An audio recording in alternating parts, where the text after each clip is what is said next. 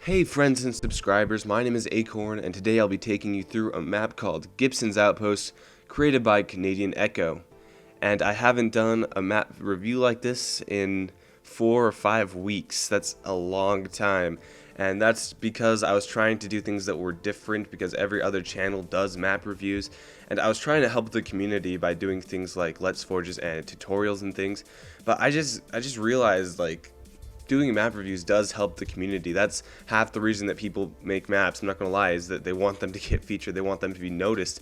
They don't want to just make a map and have no one end up playing it. So I think it's important to do map reviews such as this, and so I decided I'm just gonna go back to doing what I've always been doing. You know, every once in a while I'll be doing a map like a tutorial, but I want to be doing map reviews at least once a week, just like I used to.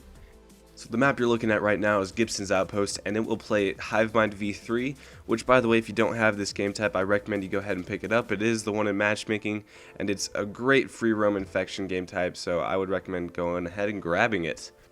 So the theme of Gibsons Outpost is obviously an outpost. You're trying to hold off from the flood in this abandoned outpost somewhere, and you're trying to survive. And I think he did a great job at making the aesthetics mimic this theme, and overall, you really do feel like you're in this outpost. And I know this theme has been done to death, but this is one of the better themes I've seen to do this. I think it's also worth mentioning that he did have some help from Dunes, Oxyclutch, and myself with the aesthetics, because yes, myself, I placed down that crate, that barricade, and that sandbag. I'm so famous. I placed 3 pieces on the map. Yes! But, however, I did not feature this map for the aesthetics, but the fluid gameplay and the sweet holdouts. I say fluid gameplay because every time you play this map, you're going to want to move around the holdouts and circle throughout the map, creating a lot of fun encounters, especially because the map has tons of verticality in its design, and the design is overall a 10. And I say holdouts because it has 5 or 6 holdouts that are all very different from each other, and they all fall into their own sort of category because they're different. And as I said before, there's a lot of verticality in this map, and so a lot of the holdouts are a great deal of fun because of this verticality for Flood and humans. He did a great job also with weight entrances. If you watched my last video, or 2 videos ago, I talked about weight entrances, and I think he did a great job with that. Also, we're looking at the gameplay right now, and you can see there's only about 7 players playing. And this is a Hivemind map, so it originally plays with 10, but the only reason I have 7 is because I had a little trouble finding enough players for this test right here. Normally that doesn't happen, but the other day I was trying to get footage and we just couldn't find many people, and that was my bad. But just know that this map does play a little bit more intense than you might be seeing on the screen right now. And when I say intense, I really do mean intense, because the verticality on this map, I know I said verticality like twice already, but all the fun verticality in the design and in the holdouts just creates so much fun gameplay for humans and Flood. That's really one of the only things you can do to make gameplay fun in Flood maps, is give the zombies verticality.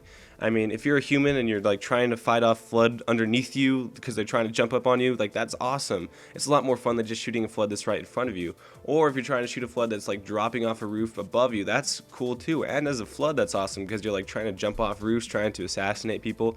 It just creates a lot of interesting and more exciting encounters than a map that's just really flat.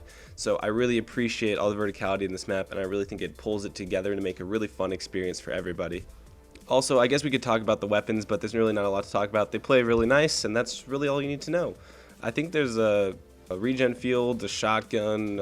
I'm not even going to try. I know that the weapons play well, so that's all you need to know. But that's it for the map, guys. I'll go ahead and jump into the tip of the day here. And the tip of the day is from Shadow Cryptic, who says, if you want to pull off a theme, make sure you can make the aesthetics that work with the theme. Otherwise, you won't be able to accomplish the right atmosphere. Also, it's worth mentioning that afterwards he sent me another message that said, if you post my tip, I'll suck your dick, with the little, like, smiley face sort of thing. So, that's cool, Shadow. I appreciate that. Anyways, guys, I hope you enjoyed. If you'd like to submit a map, please click that annotation or look in the description. Also, if you haven't subscribed, that would be much appreciated. And like the video if you haven't already. It takes like 0.6 seconds to click that like button, so I would appreciate it. Thanks for watching, and Shadow, I'll be cashing in on that BJ anytime. So thanks, guys. I'll see you later.